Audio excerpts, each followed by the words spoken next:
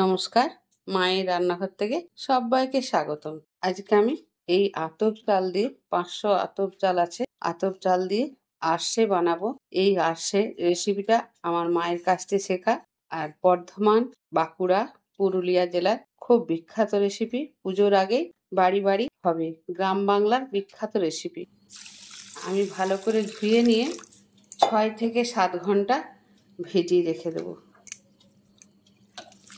ধুয়ে নিয়েছি, এবার আমি ঢাকা দিয়ে রেখে দিচ্ছি।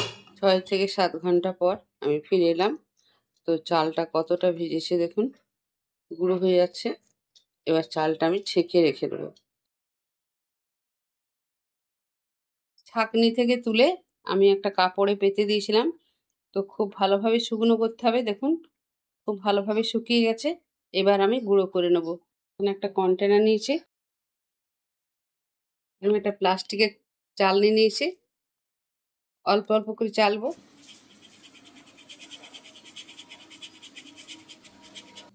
চালা হয়ে গেছে সব, দেখুন। আর কতটা মিহি হয়েছে আমি হাতে করে নিয়ে দেখিয়ে দিচ্ছি। ঠিক এইভাবে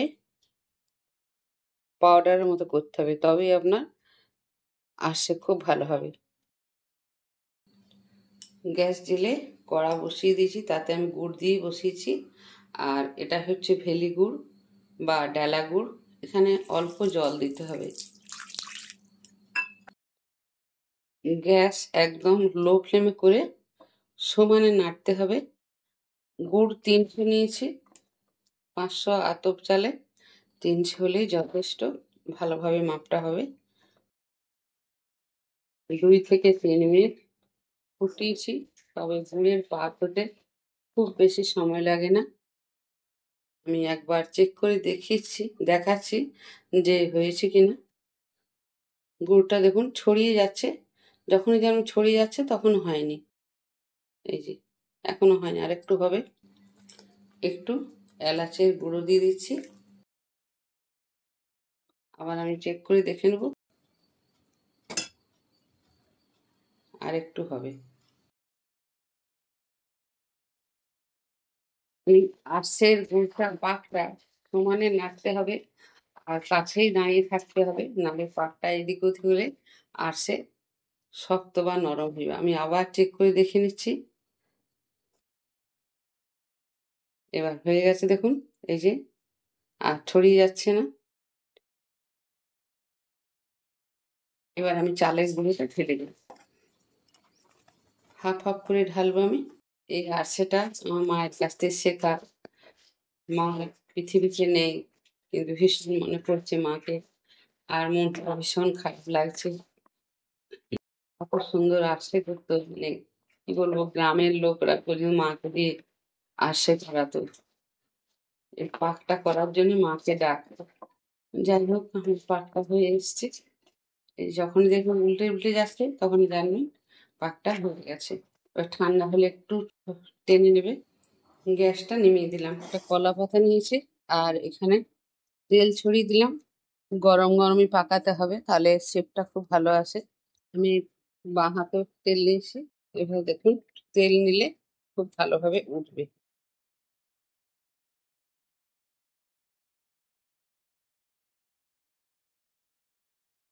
অর্ধেক আমার তৈরি করা হয়েছে, এবার আমি ভেজে নেব। গ্যাস জেলে কড়া বসিয়ে দিচ্ছি, এবার সাদা তেল দিয়ে দিচ্ছি। একটু ডুবো তেলে ভাজতে হবে। গুড় পিঠে নয়, গুড় পিঠে জল দিয়ে গুলে যে পিঠে ছাঁকা হয় তাকেই গুড় পিঠে বলে। এটা কিন্তু আরশে, এই আরশেটা আপনি নিশ্চিন্তেতে 6 মাস বাইরে রেখেও খেতে পারবেন, কিন্তু গুড় পিঠে থাকবে না। দেখুন নিজেই ভেসে উঠেছে।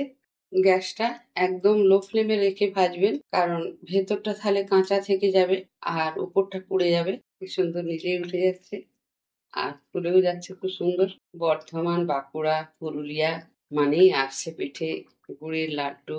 গুড়ের লাড্ডু আমি এর আগে রেসিপিতে দেখিয়েছি।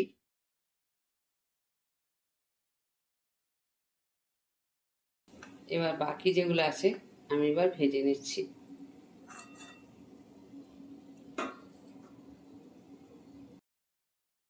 আরশে আমার একদম রেডি হয়ে গেছে। কতটা নরম হয়েছে দেখুন। পাক ঠিকঠাক হলে আর পরিমাণ যদি ঠিকঠাক থাকে, খুব নরম হবে দেখুন, খুব সুন্দর। আর এই আঁশে আপনি ৬ মাস নিশ্চিন্তে খেতে পারেন। তবে আমার মা মাটির হাঁড়িতে সিকেই ঝুলিয়ে রাখতো। আমি কাঁচের বোতলেই ভরে রেখে দেবো। ভিডিওটা কেমন লাগলো? আপনাদের মূল্যবান মতামত জানাবেন। ভিডিওটা লাইক, শেয়ার, সাবস্ক্রাইব করার অনুরোধ রইল। সবাই ভালো থাকুন, সুস্থ থাকুন। ধন্যবাদ।